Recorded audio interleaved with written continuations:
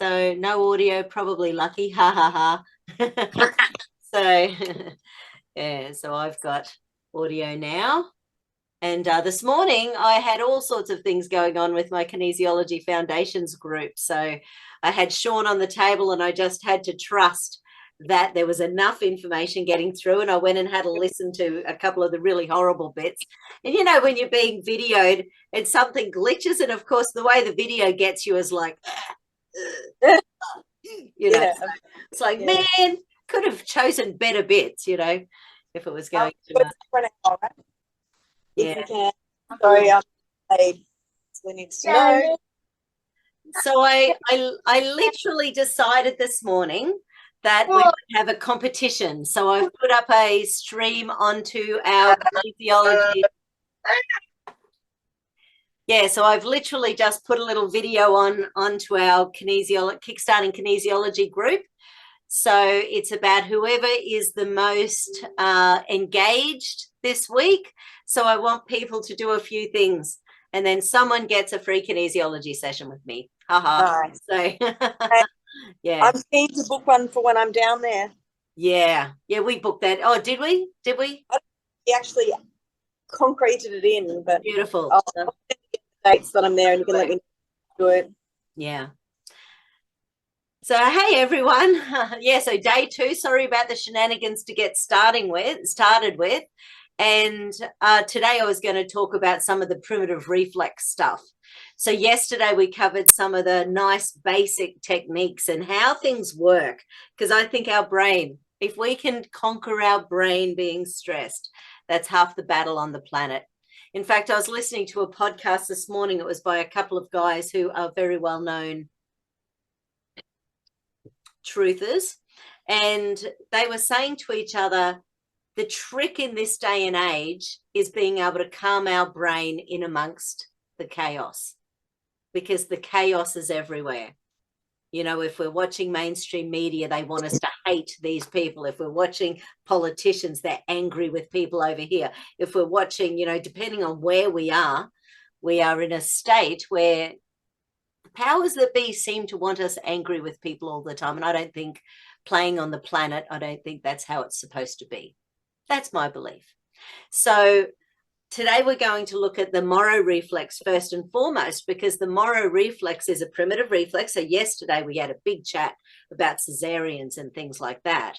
And given that 1 in 3 in Australia, 1 in 2 in some places, babies are being born cesarean these days, that's really quite huge.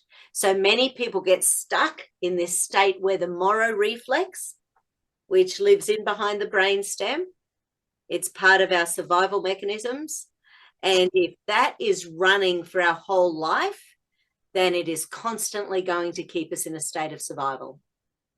So the Moro reflex exercise that we can do helps to not only strengthen our core, because when we are in the womb, we are doing this exercise for months and months and months.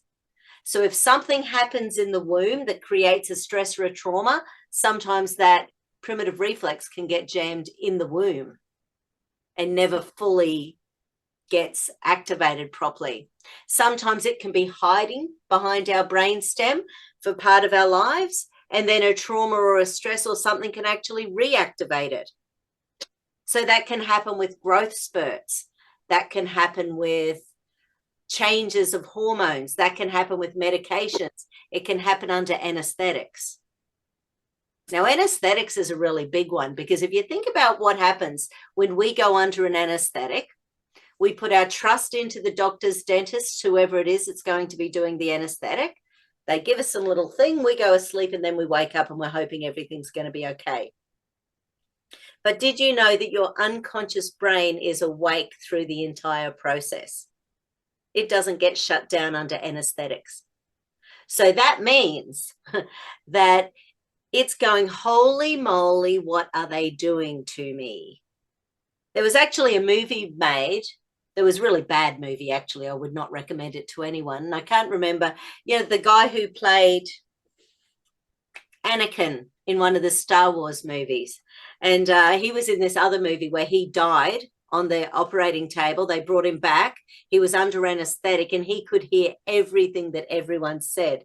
And inside his brain, under the anesthetic, he was actually trying to say to them, I can hear you. What's going on? And he had no control. And I don't know if any of you ever have known people who have been under anesthetic, but I know two people, one who had a colonoscopy under a twilight anesthetic. So in theory, you know, it was only a small amount of anesthetic and he wasn't supposed to be able to feel anything. He felt everything. He could hear every word they were saying the whole time. And occasionally when he would actually open his mouth enough to let them know that he was in pain, they would say, don't worry, you're not going to remember it. But the whole thing was so painful that he will never have another colonoscopy. He was about 35. There was a lot of bowel cancer in his family.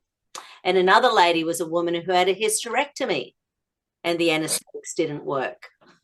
So she had a 2-kilo organ removed from her body and felt every single thing. But both of these people, they were actually frozen. So they give us several medications during the process of an operation. So there's not only the painkiller, but they do something that freezes your muscles so that you can't move. So it's basic, like the anesthetics do several mechanisms and there's several parts to these operations. So imagine if you've had an operation and you've never felt the same since. Do you know anyone who's been in that situation? It's something that I hear, it's something that I hear regularly. Alice, have you got a good example? Oh, yeah, I just had a really terrible experience with my wisdom teeth, all 4 of them. It was just awful. The whole thing was awful. Yeah. You're freaking me out. Stop talking about this. Well, there's a solution coming. Yeah, and Cody could actually feel them cut her with her C-section. Like how, like to me, that's really quite, that's huge. Like what does that do with our fear of intervention? You know, when we're living on this planet, we need to be able to do things. So it's something that the more you learn about the anesthetics and the way they work, the more you realize that there's a whole bunch of luck in there as well. So the more we can do to keep ourselves happy, healthy, and safe, the better. So with this exercise, the Morrow reflex, like carrying on from yesterday, all of the little bits and pieces that we were doing that helped to connect the front and the back of the brain. You know, so the longer we do, when we're thinking of trauma and doing this, it's actually creating new pathways in the brain so that our neurology gets better under stress. Now, when we're thinking about a trauma, the blood leaves here. It leaves here. It goes into either the amygdala in the middle of the brain or it goes into the brainstem in the survival part of the brain. So by adding the hands both front and back, it's actually really supporting better conscious thinking. This is just another little shortcut way of doing it because that's just bringing the blood to the frontal cortex. And of course, this is what we do. We get a bad phone call, on goes the hand. Here we go. So there is also, I will just mention, if you feel around the base of the skull, there's actually, hold on. Haha. My little toy that I bought from Universal Studios just because I liked it so much. So basically, at the base of our skull about here, we've got a couple of little notches. And you can sort of feel these little notches on the base of our skull. And they're often a bit tender, and they're called the labyrinthine reflex points. When they are tender and we give them a bit of a wake-up call, what they are doing is helping your body to center the head on the neck on the shoulders. So if they're tender, it means we're spending a lot more energy holding our head on our neck, on our shoulders than what we need to be doing. So when we're getting through this little area, you know, when we're rubbing those points, we're strengthening our muscles that hold our, and how many people get to the end of the day and they're tired?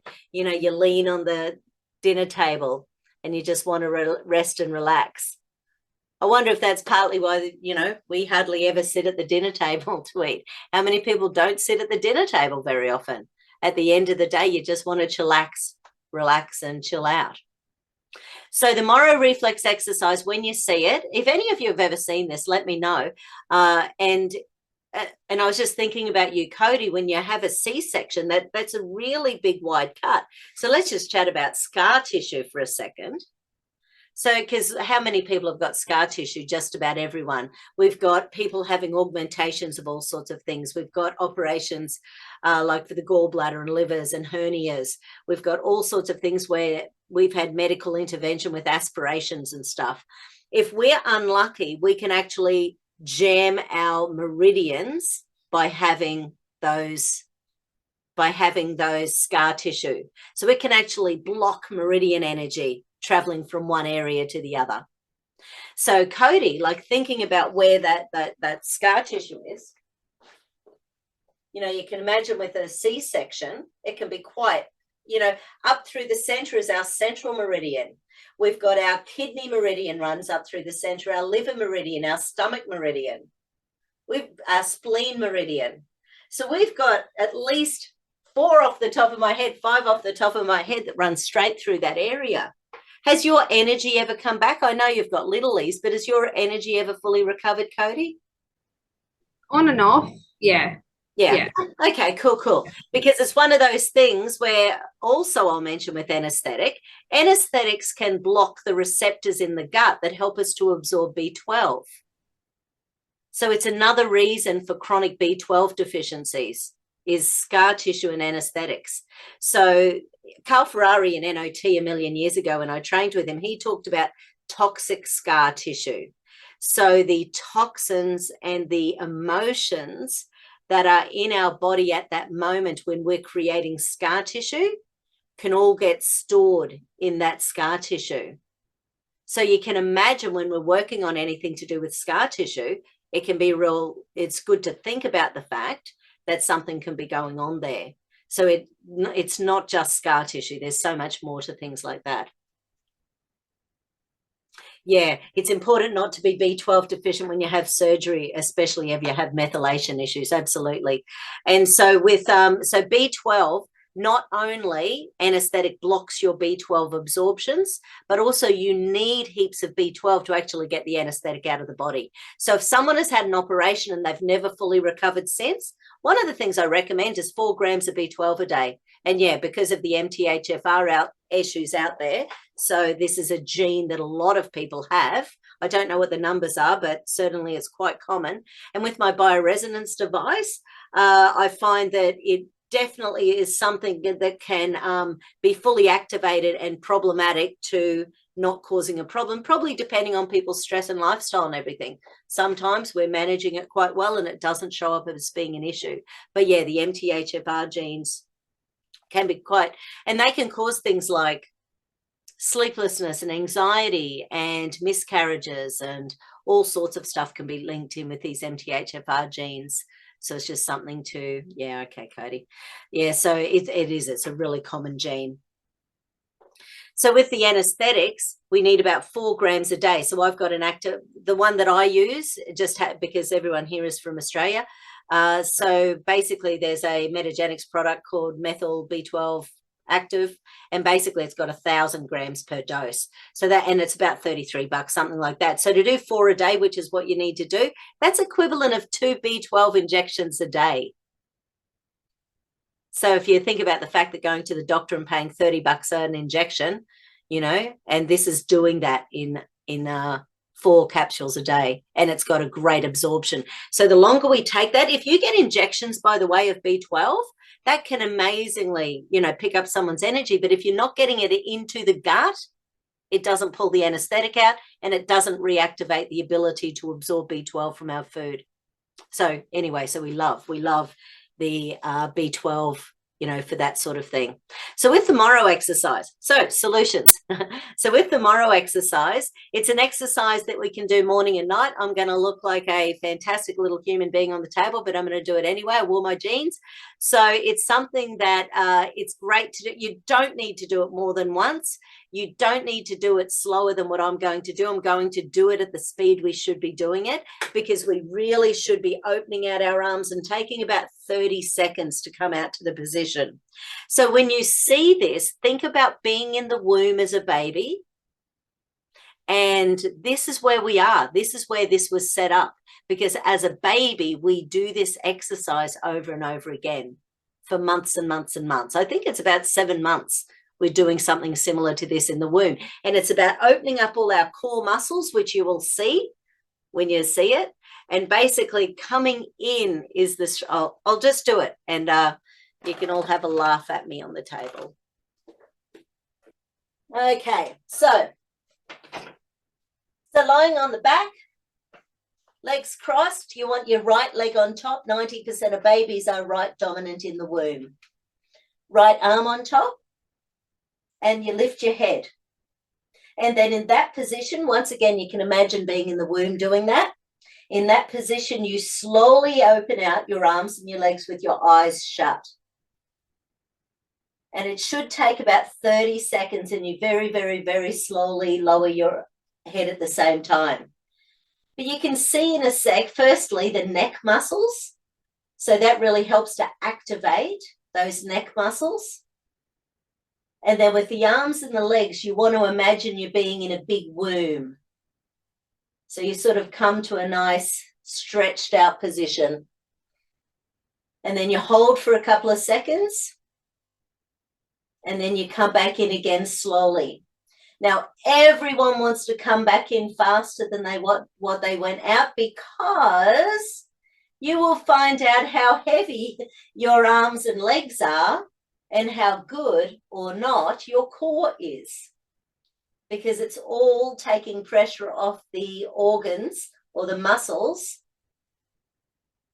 So because this is the area taking in all of that weight of your arms and your legs. So that's the Moro reflex, and it's really quite fabulous. So every time we're doing that, we're activating all of our muscles that are to do with our core, which is really quite incredible. It is an amazing core workout, but it's even better than that, because things like menopause, things like teenage hormones, things like I say, anesthetics and stuff like that, traumas, losing a job, losing a relationship, losing a kid for 3 minutes, in a shopping center.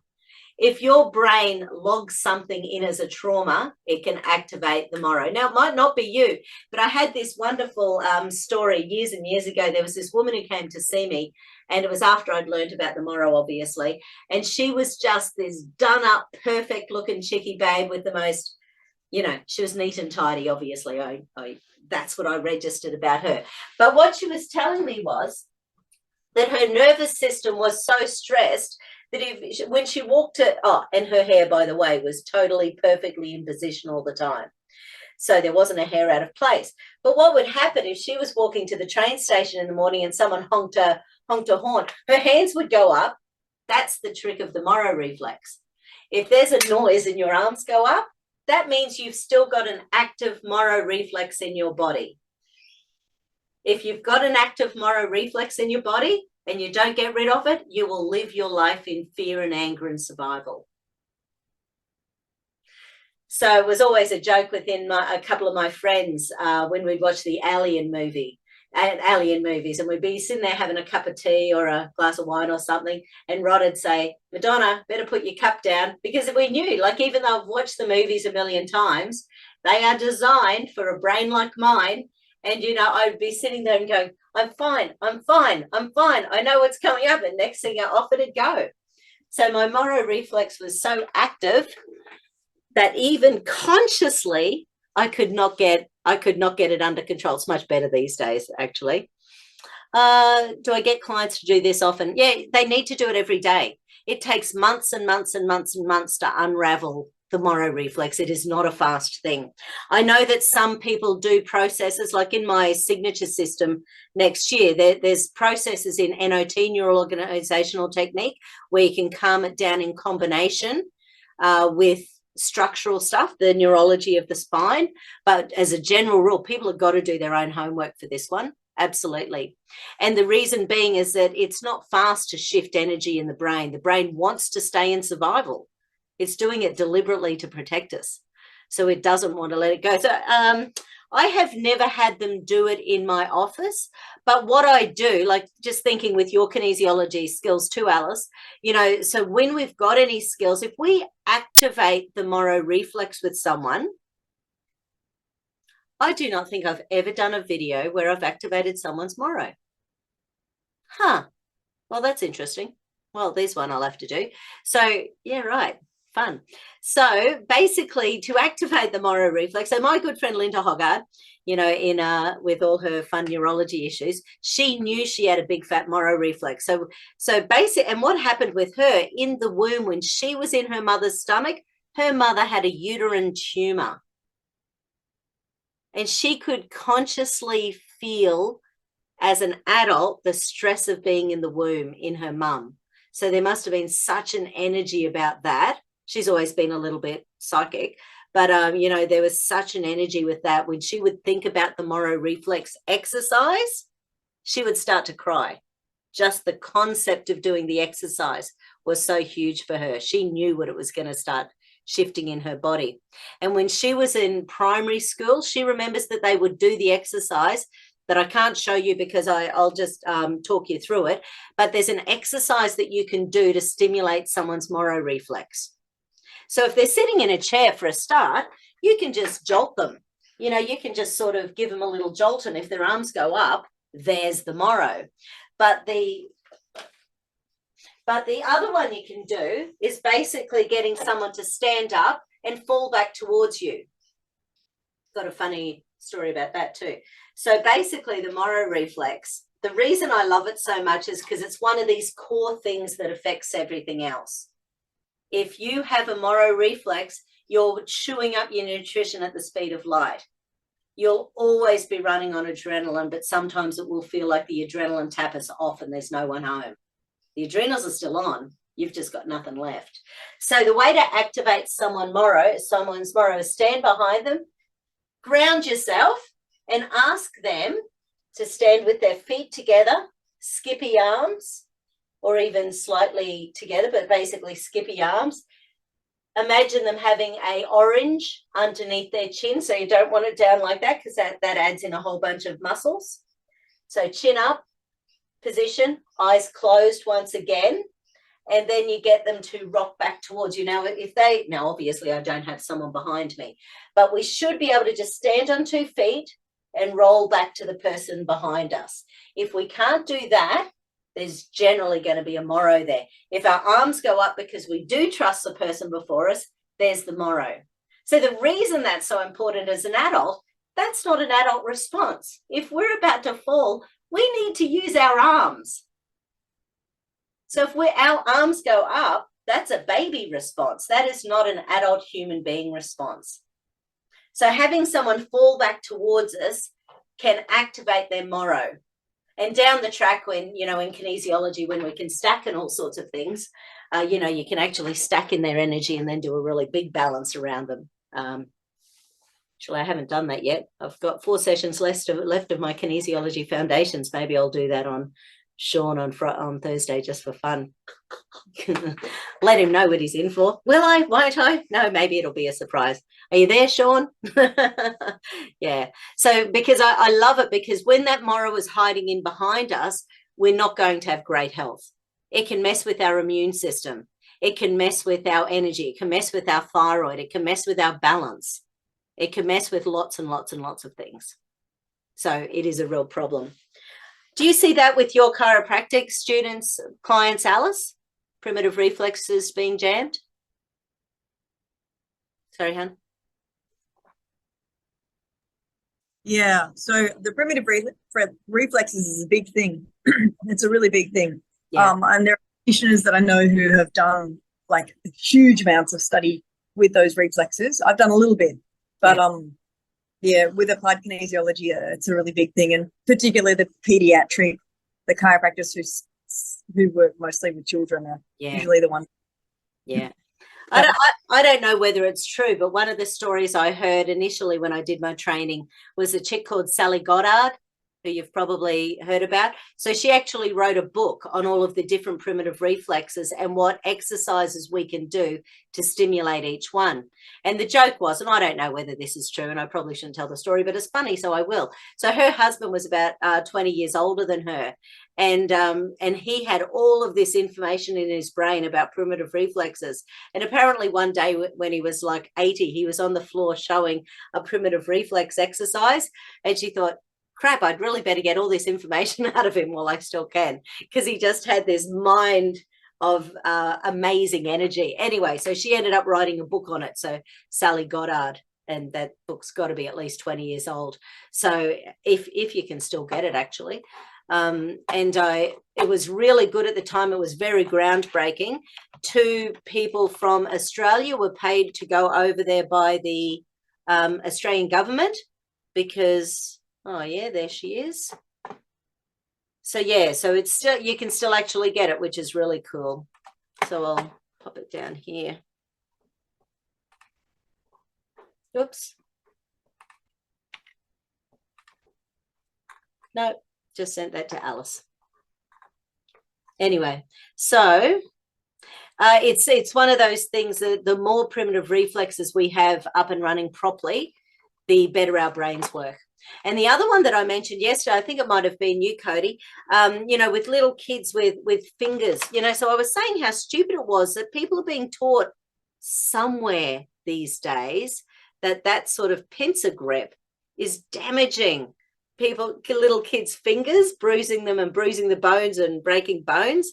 And when my client was telling me this, I said, what a load of crap. You know, kids are out supposed to be climbing trees. They're supposed to be running in puddles and acting like kids, as if holding a pencil would hurt them. Who's making up this stuff out there? Anyway, so it's sort of interesting. But with the next one, which is to do with if we've got something going on where we don't have the ability to do fine motor skills, then we've probably got a problem with our palmar reflex.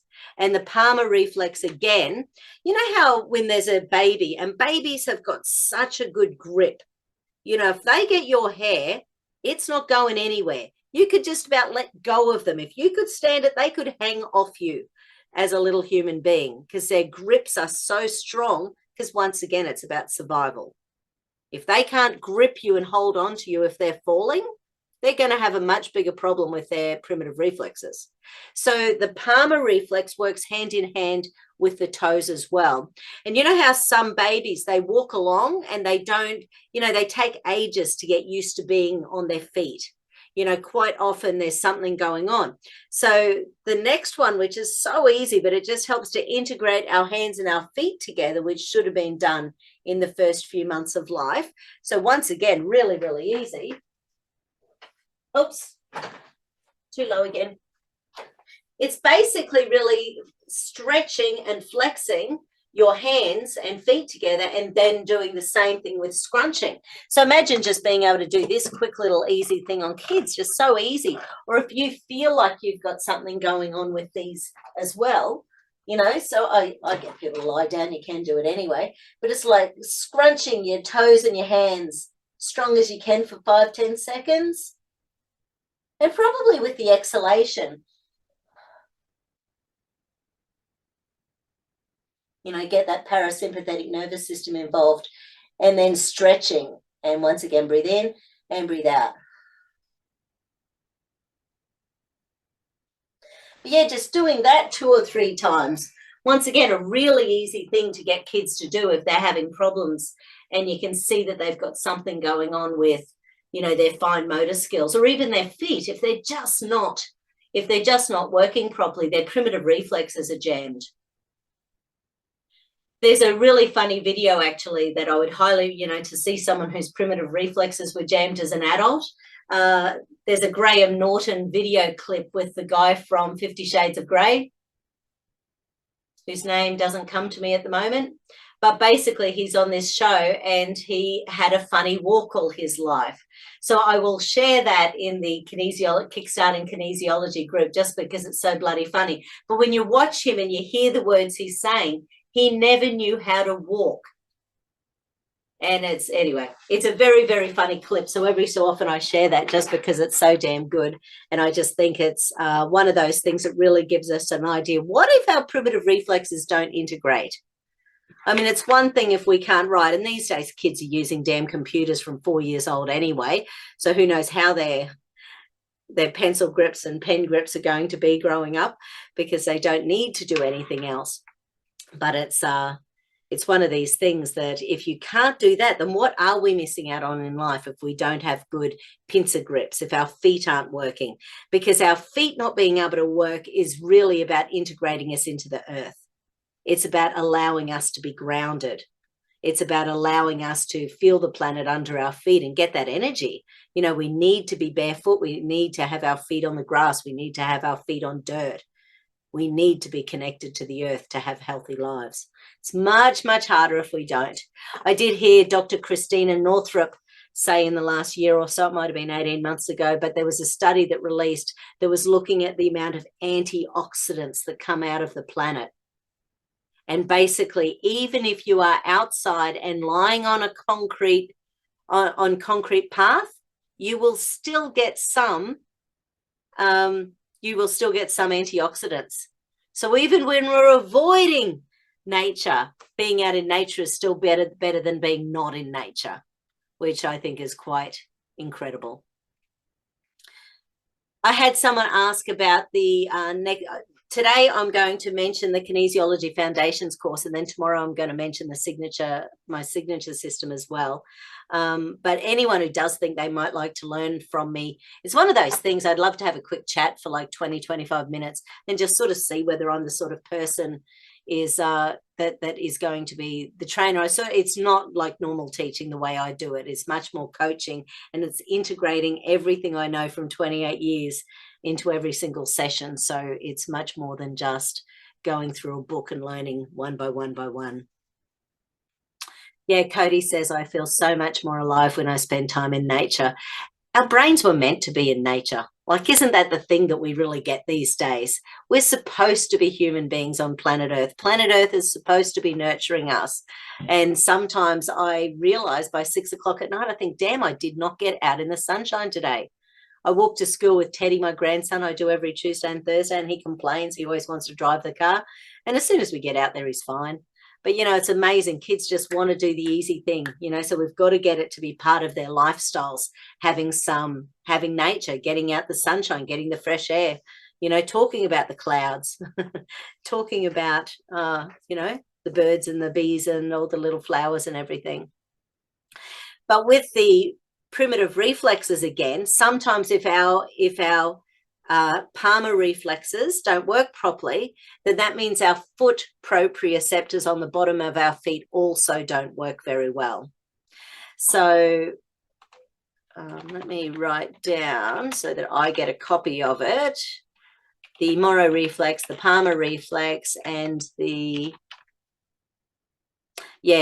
foot proprioceptor. So what I'm going to do now is just show you a really quick way of turning on your feet so that you integrate more from the earth. So, I mean, it's just so easy. It's silly. But do you know how often I do it? This much. So basically with our little tootsies, from the soft part going outwards in all directions are foot proprioceptors that wake up over 600 muscles in our body. So every time, so all we have to do this is basically rub the foot outwards strongly. Like I use a firm pressure in all directions. But even better than that is twisting and pulling each toe in turn. Have any of you done reflexology? Do you know what the toes connect to in reflexology? The neck and the brain. So by twisting and pulling each of our toes, thanks, Alice. See you later. So by twisting and pulling each of our toes, we're actually waking up the neck, the head, the brain, which is just awesome. So that really helps to pick it all up so that we've got better connection to the earth. And it just feels better.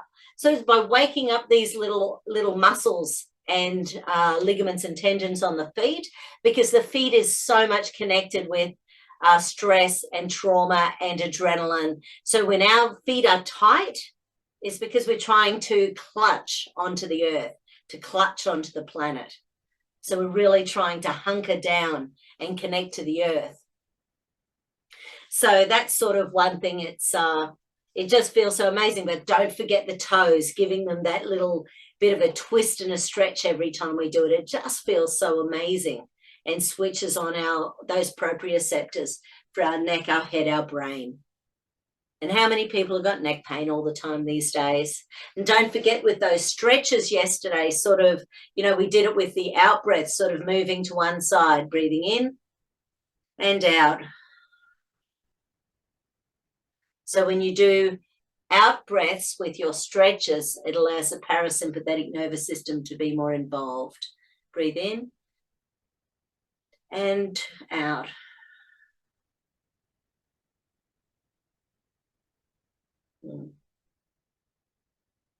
Yeah, I'm a bit crunchy back here. I know. Sean's probably listening and saying, that's because you need another appointment with me. So,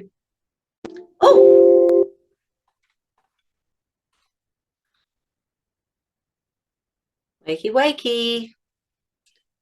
Wakey, wakey. My video disappeared for a sec. Oh, very convenient. There we go. Yay, I'm back. So just a review from the things we did yesterday as well. So sort of the emotional stress release points, anywhere, anytime. You can even use it during meditation when you're thinking about something specific that you want to bring into your life, when you're trying to problem solve. By using these at the same time, you're going to come to a solution faster. I don't know how anyone functions without emotional stress release points in their life. There's another little one that you can use. So if you're sitting in a meeting at work and you can't sit there doing that because you'll feel like a twat, what you can actually do is use the ones on the inside of the forearm. So halfway along the forearm on both the inside and outside, those points there are equivalent to these points here. And that was developed by a kinesiologist about 40 years ago who was working with prisoners. So they would be handcuffed. So basically he found some points. I think one is circulation of the sex organs. The other one's a triple heater, which is the adrenals, thyroid, immune combination. So by using those little points, you can just sit there with your hand in your lap and no one knows. So it's a nice little extra one that you can add on in. We did the central zip up meridian. So the running from the pubic bone to the chin, we can do that one anywhere, anytime to increase conscious brain energy. We can use the combination of this one and this one, once again, to bring that blood supply. The difference with that and the Moro reflex, because I know it sounds like they do the same thing because they both increase blood supply. But when you are doing the action of the Moro reflex, that's bringing a whole bunch more stuff into the equation. That's bringing in what was the pregnancy like? What was my mum thinking? What was my dad thinking? What is my genes doing? What is going on for that 9 months in the womb? There's a whole bunch more going on when we're doing the Moro reflex exercise. And like, Sandra said, it's hugely powerful for the core. It's an incredible core muscle strengthening. And some women never get that, they're after their abdominal muscles after their birth, so it also helps to bring those abdominal muscles back into line as well, which is really powerful. So people always talk about that space between the muscles that never quite reconnected. So we also sort of chatted about those little labyrinthine reflex points. Is anyone's tender? If you play with them, are they a bit tender? Or are they okay? Not too bad? Cool. Because they can be quite sore, those little guys in there. Mine's actually getting better the more I do it. Haha, what a surprise. Yeah, so they're really nice ones as well. Yeah. Yeah. Then also, yesterday we did the ears, so to open up our ability to hear, concentrate, and also it helps to get rid of background noise as well in a really bizarre little way. So the ear mechanisms too. Oops. I'll put that in my little chat too, so that, because I always forget what I did. because everyone says, are these the same every time? And I go, this is me. It's never going to be the same every time.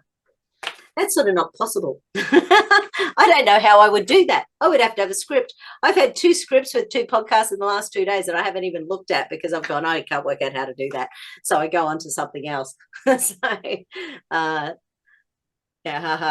Yeah. Well, yes, I am a little bit ADHD. I suspect that would be there somewhere in my thing. I think more than anything, most of us just want to be doing stuff with our life, moving and having good fun and being activated by stuff. So yeah, I do